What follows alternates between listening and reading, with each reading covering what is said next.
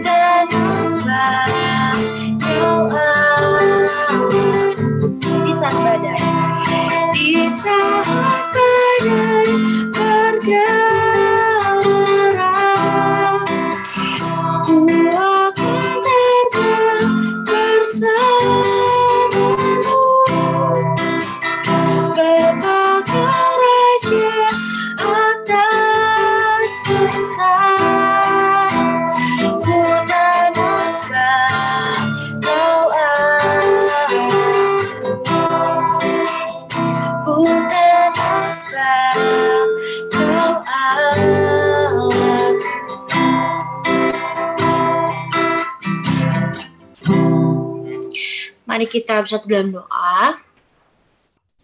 Tuhan Allah Bapa kami yang bertata dalam kerajaan surga, terima kasih karena Tuhan telah memimpin setiap dari kami yang sudah bisa join pada malam hari ini untuk mengikuti komsel. Kiranya Tuhan pimpin Karin, Ciesi dan Civeve yang akan melayani dan akan menyampaikan firman Tuhan. Terima kasih Tuhan Yesus, kami telah berdoa dan bersyukur. Amin. Oke, next kita akan menyanyikan lagu Sebagai Saudara Seiman. Dengan penuh sukacita kita nyanyikan lagu Sebagai Saudara Seiman.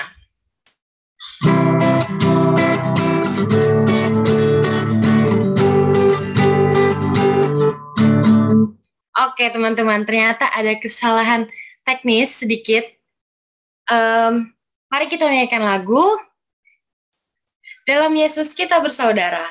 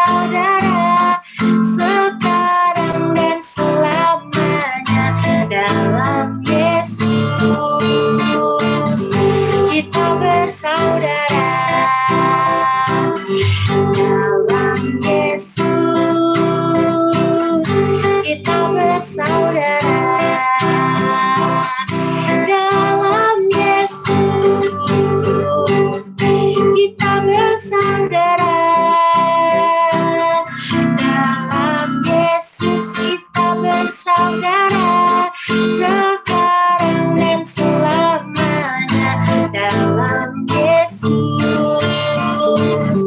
Kita bersaudara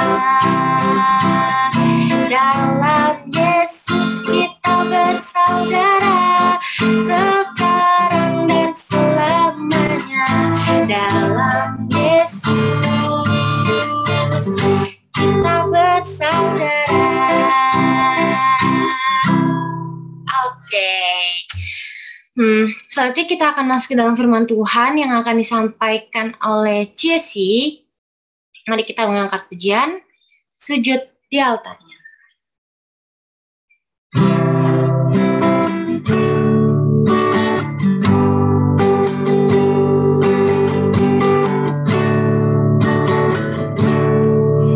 Bila hati terasa berat, tak seorang pun mengerti bebanku, ku tanya Yesus, apa yang harus ku buat? Dia berfirman, mari datanglah. Dia selalu pedulikan aku, ku datang Yesus. Dia pikul segala bebanku. Sujud di altar ya. Sujud di altarnya, ku bawa hidupku, ku terima anugerahnya, Dia ampuniku dan bebaskanku.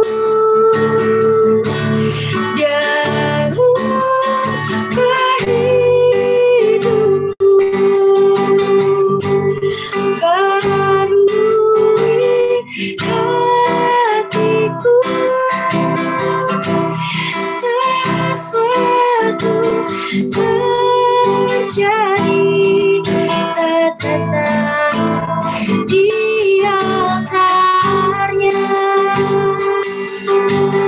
Mari kita menyanyikan lagu ini dari awal.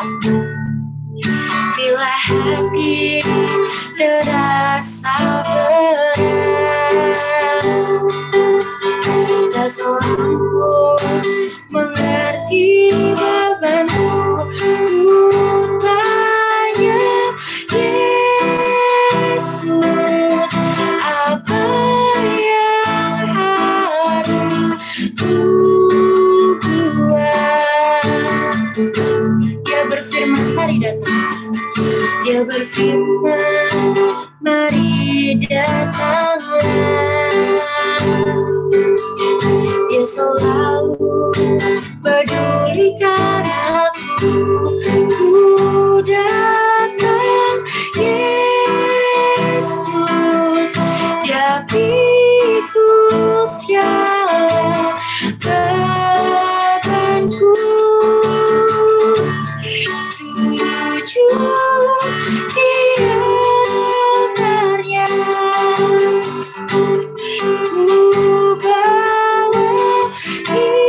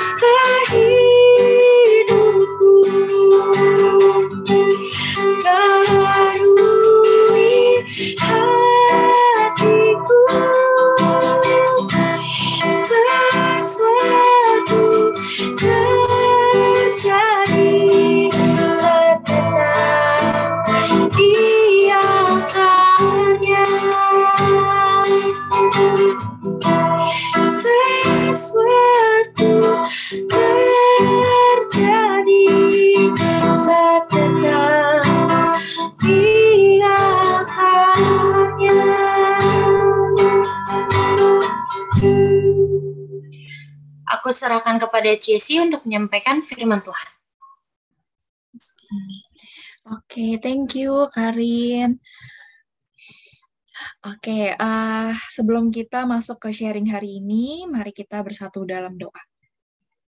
Tuhan Yesus yang baik, terima kasih untuk kasih setiamu Tuhan dalam kehidupan kami, penyertaan-Mu, pertolongan-Mu, dan kasih setiamu Tuhan dalam kehidupan kami yang kami bisa rasakan terus-menerus ya Tuhan. Kami mengucap syukur untuk persekutuan, untuk komunitas yang telah Kau berikan kepada kami ya Tuhan. Biarlah Tuhan dari sharing yang kami dengar hari ini, yang kami bisa sharingkan bersama hari ini, membawa berkat ya Tuhan, dan Engkau sendiri yang membuka hati kami, telinga kami ya Tuhan, supaya kami bisa mendapatkan sesuatu yang baik Tuhan untuk diri kami, bahkan orang lain nantinya.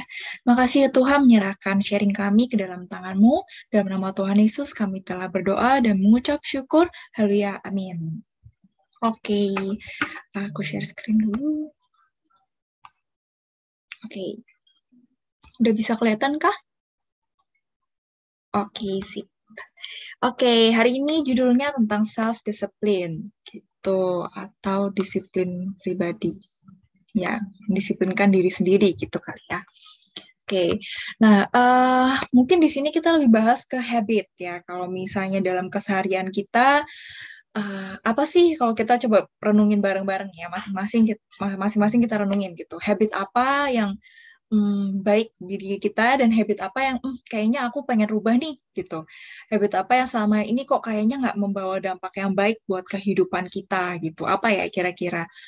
Tuh, ada macam-macam nih habitnya. Salah satu beberapa contohnya ada mungkin ada yang bohong gitu, ada yang sukanya makan yang nggak sehat gitu ya, atau yang pikirannya jelek terus ke orang lain atau bahkan ke diri sendiri, toxic relationship, malas dan lain-lain gitu. Ada banyak banget jenis habit di kehidupan ini gitu ya, bisa kita rasakan atau kita lakukan gitu.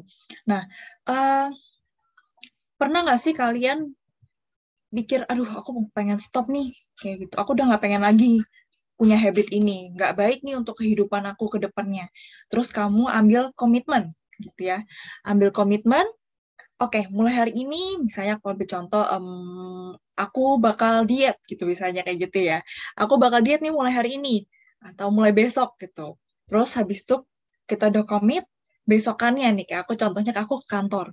Pas aku ke kantor, udah bawa makanannya sehat, gitu ya, dari rumah bawa buah, bawa snacknya sehat, sampai di kantor terus teman aku bilang, yes, ini lagi ada promo nih, kayak gila, ini promonya gede banget loh, 50%, lo biasa beli Goban sekarang kayak 20.000 doang, kayak aduh gimana nih, kayak aduh jadi pengen gitu, kayak ada temptation, terus kayak kebayang nih misalnya McD, aduh kebayang banget ya, aduh kentangnya ya ampun, kriuknya itu loh, McD itu kayak kentangnya tuh spesial banget gitu. Sampai aku di Korea tuh pesen burger nggak cuman kentangnya doang, selalu pesen kentang. Cinta banget sama kentangnya McD, jadi kayak nggak bisa apa ya, kalau ditawarin ke McD itu pasti kebayang langsung enak kayak kentangnya gitu. Aku bayangin ya aku udah pikir gitu ya mau stop, terus habis itu ngeliat ini, aduh terus lihat sweets gitu, aku juga suka banget makan yang manis-manis gitu, kayak nggak bisa tahan gitu kan, dan akhirnya gagal. Itu sering banget terjadi dalam kehidupannya yang aku sendiri rasakan, dan mungkin teman-teman juga rasakan gitu.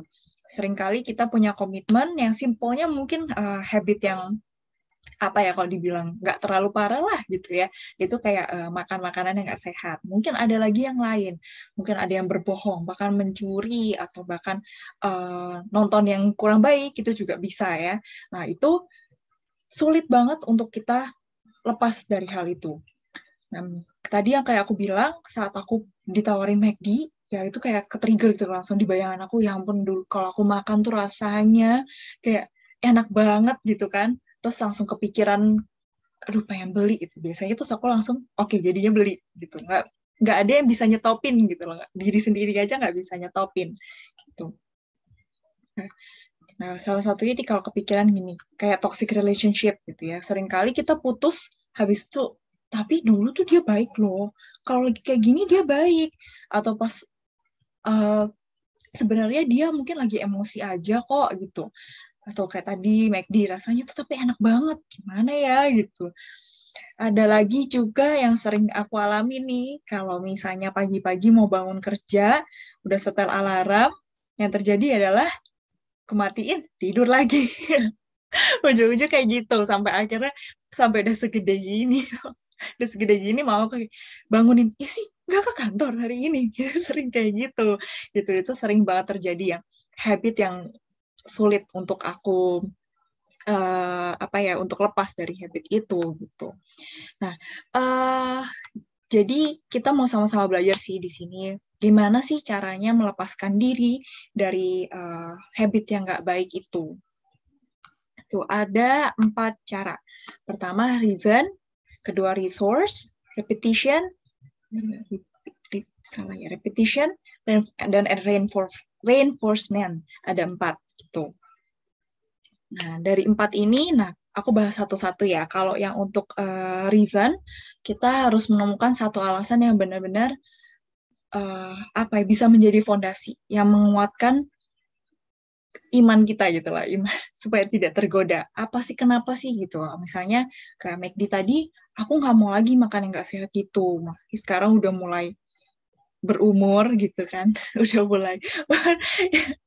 mulai kepikiran kayak ntar kalau kena kolesterol gimana gitu. Maksudnya pengen stop untuk masa depan yang lebih sehat gitu kan. Nah, reasoning ini kita harus pegang benar-benar gitu. Kita harus cari dan pegang benar-benar. Nah, terus kita punya apalagi sih caranya? Yang kedua tuh resource. Nah, resource ini adalah di mana kita bisa membangun kedisiplinan kita, membangun pegangan kita itu dari firman Tuhan gitu. Nah, ini mungkin kalau untuk diet kurang relatable ya. Mungkin untuk hal-hal yang misalnya kayak berbohong, misalnya contohnya gitu. Kita harus banyak-banyak baca Alkitab gitu. Tuhan ingin kita membangun relasi yang baik dengan Dia. Kita belajar terus tentang firman Tuhan dalam keseharian kita, rajin baca firman Tuhan sehingga kita benar-benar mengetahui apa yang Tuhan inginkan dalam kehidupan kita. Yang pasti bukan berbohong, yang pasti juga bukan merusak tubuh kita dengan makanan yang nggak sehat gitu. Jadi kita harus banyak-banyak baca firman Tuhan. Nah, repetition, yang ketiga. Repetition itu kita harus belajar konsisten. Nah, jadi kadang orang mikirnya kayak langsung kayak go big gitu. Langsung lakuin aja sesuatu yang besar banget, berubah 180 derajat. Yang seringkali membuat kita gagal sih sejujurnya gitu. Berapa kali aku coba melakukan itu dan ujung-ujungnya kayak berat banget gitu. Kayak ya ampun ini terlalu berat. Ngelakuin perubahan 180 derajat misalnya makan sehat, aku pernah 1 kali gitu. Jadi bener-bener dalam seminggu aku pengen detox. Makannya tuh nggak makan nasi, jadi cuma makan shirataki. Nah, shirataki, ini shirataki sama nasi shirataki, nggak makan nasi yang biasa. Terus makan buah-buahan, makan salad, kayak gitu. Jadi bener-bener makannya yang sehat-sehat, nggak makan manis-manis sama sekali. Ya udah gitu, baru 3 hari itu udah kayak kayaknya udah mulai aduh tomatnya udah nggak bisa nih, udah kasih mama 1, ntar kasih mama 2, ntar kasih cici 1 di sop. mulai sudah nggak kuat mental kayak nggak enak banget nih tomat bener. Udah, karena berubahnya tuh bener-bener tiba-tiba, yang maksudnya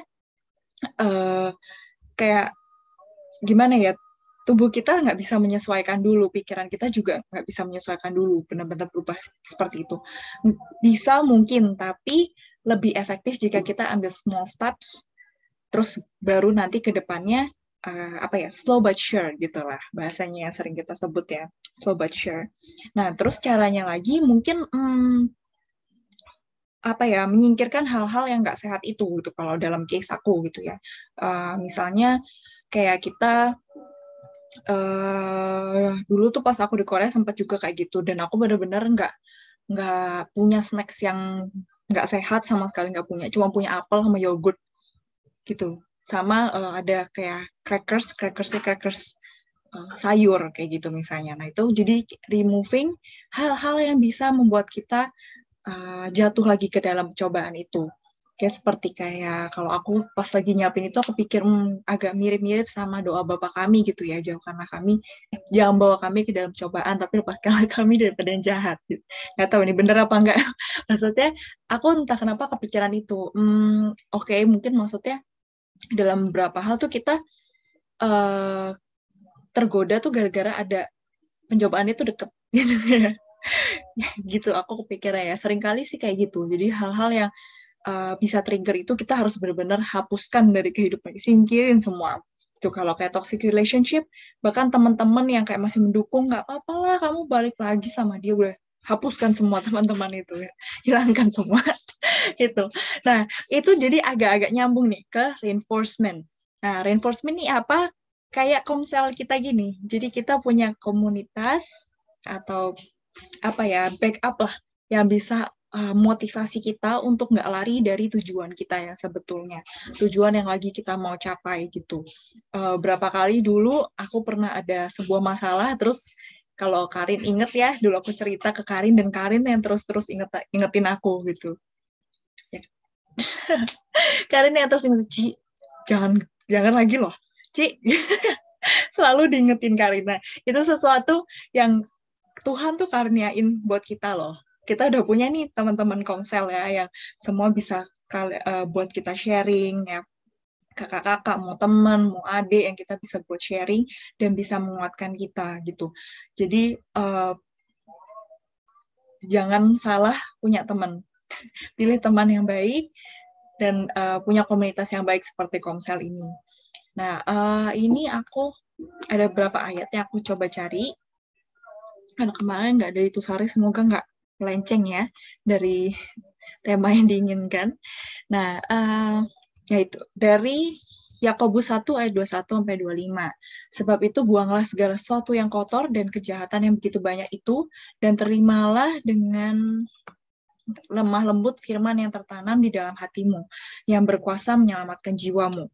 Tetapi hendaklah kamu menjadi pelaku firman dan bukan hanya pendengar saja, sebab jika tidak demikian, kamu menipu diri sendiri. Yang pertama, di ayat 21 itu Tuhan sudah bilang ke kita, buanglah. Gitu. Dalam case ini, habit-habit kita yang jelek itu, kebiasaan kita yang tidak menyenangkan Tuhan, yang membawa kita ke kehidupan yang lebih nggak sehat gitu ya. Tuhan suruh buang. Terus terimalah firman dari Tuhan gitu. Dan lakukan. Di ayat 22 disuruh lakukan, menjadi pelaku firman. Jadi nggak cuma dibaca terus udah lupa gitu kan. Nah ini yang sering aku sendiri juga lupa, itu didengar doang terus lupa. Nah terus ditegur lagi sama Tuhan nih di ayat 23. Sebab jika seorang hanya mendengar firman saja dan tidak melakukannya, ia adalah seumpama seorang yang sedang mengamati mukanya yang sebenarnya di depan cermin. Baru saja ia memandang dirinya, ia sudah pergi atau ia segera lupa bagaimana rupanya. Tuh. Nah, tapi barang siapa meneliti hukum, nah ini lebih ke resource ya. Yang sempurna yaitu hukum yang memerdekakan orang dan ia bertekun di dalamnya, jadi bukan hanya mendengar untuk melupakannya, tapi sungguh-sungguh melakukannya, ia akan berbahagia oleh perbuatannya. Nah, ini dalam ayat ini aja tuh diingetin berkali-kali gitu untuk kita mendalami firman Tuhan, benar-benar mengerti firman Tuhan, apa yang Tuhan kehendaki dalam kehidupan kita. Jadi kita bisa berpegang di situ dan harus melakukannya gitu. Ini ada beberapa ayat sih yang aku dapat, dan ini ada juga dari Roma 13 ayat 12. Hari sudah jauh malam, telah hampir siang, sebab itu marilah kita menanggalkan perbuatan-perbuatan kegelapan dan mengenakan perlengkapan senjata terang. Tapi kenakan di ayat 14, tapi kenakanlah Tuhan Yesus Kristus sebagai perlengkapan senjata terang, dan janganlah merawat tubuhmu untuk memuaskan keinginannya. Nah, kalau di ayat sini mungkin aku mau gambarin ini habit kita atau kayak triggernya gitu. Ini trigger kita, terus ini diri kita gitu, atau pikiran kita, hawa nafsu kita lah, kedagingan kita. Nah, taruhlah Tuhan, kenakanlah Tuhan Yesus di tengah-tengah itu gitu.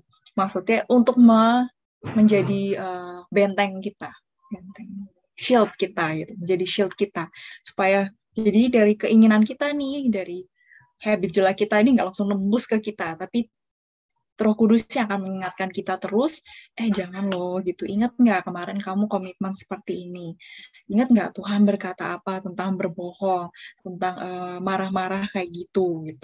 Jadi mungkin kita juga harus terbiasa minta tuntunan dari Roh Kudus. Aku punya sedikit sharing, dulu itu aku pernah ada sebuah habit yang aku pengen hilangin. Dan lucunya aku berdoa gitu ke Tuhan, tolong buat aku nggak bisa ngelakuin habit itu. Gitu. Tolong buat aku gimana caranya Roh Kudus itu membentengi aku sampai aku nggak bisa ngelakuin habit itu. Dan lucunya somehow setiap kali aku melakukan habit itu ada yang berhentiin. Entah teman aku nanti tiba-tiba ngajak apa, ntar tiba-tiba kayak ada call dari dosen, atau apa bener-bener kayak, wah, dan itu nggak berjalan kayak kebetulan doang gitu, kayak mungkin 2-3 kali nggak. Sepanjang setahun, bener-bener kayak Roh Kudus tuh ngingetin aku terus-menerus. Ya, kayak dibisikin gitu juga kadang-kadang dari teman aku, kadang dari dosen aku, kadang dibisikin juga.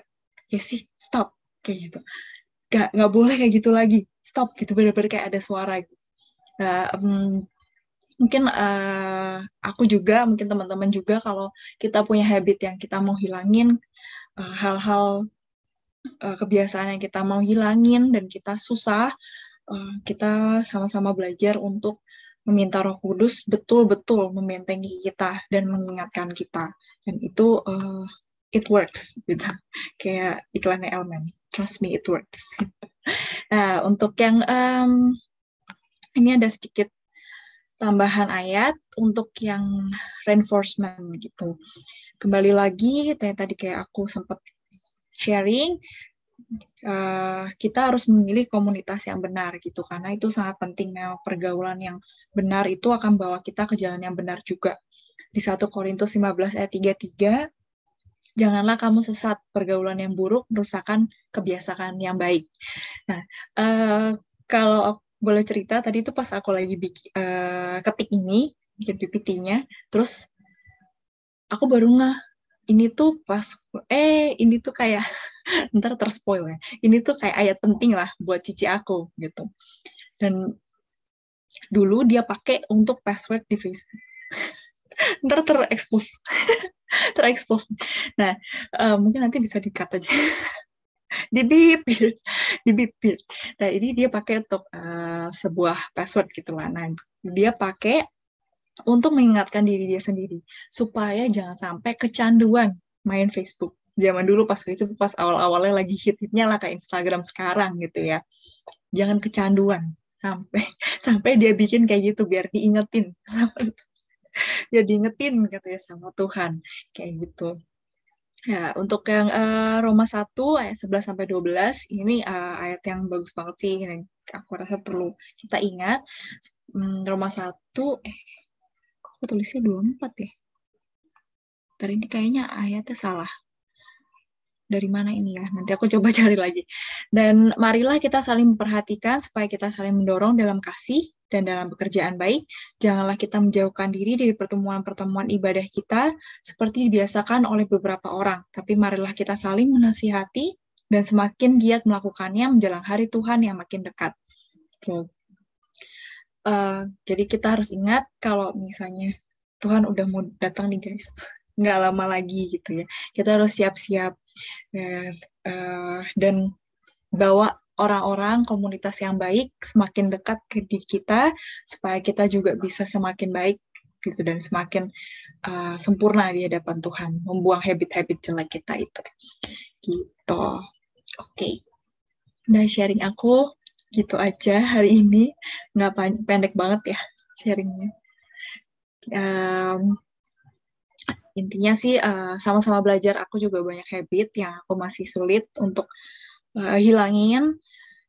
Semoga kita bisa sama-sama belajar untuk menghilangkan habit ini, ambil komitmen, dan jadikan Roh Kudus dan Tuhan Yesus benteng kita, supaya kita nggak sampai jatuh ke dalam cobaan itu. Gitu. Oke. Untuk menutup sharing hari ini, nanti kalau misalnya ada yang mau nambahin mungkin dari Niko atau yang lain, boleh kita tutup dulu ya. Aku minta tolong siapa nih?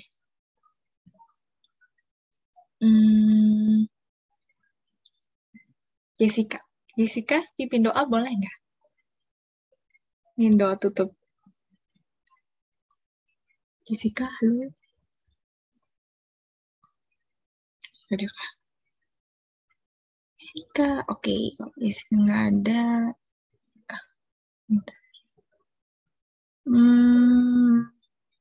Tasya? Tasya ada nggak?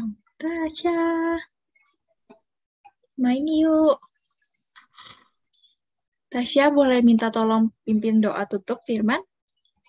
Sharing? Oke. Oke, thank you.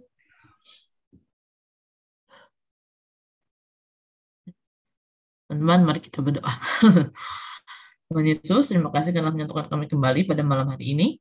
Dan terima kasih juga karena menyediakan firman-Mu yang indah pada malam hari ini. Sekarang kami menutup. Sekarang kami sudah selesai mendengar firman-Mu. Tolong supaya kami tidak hanya mendengarkan, tapi juga menerapkannya pada kehidupan kami. Dalam nama Tuhan Yesus kami berdoa. Amin.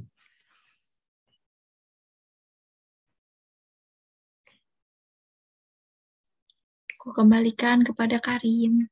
Thank you, Tasya.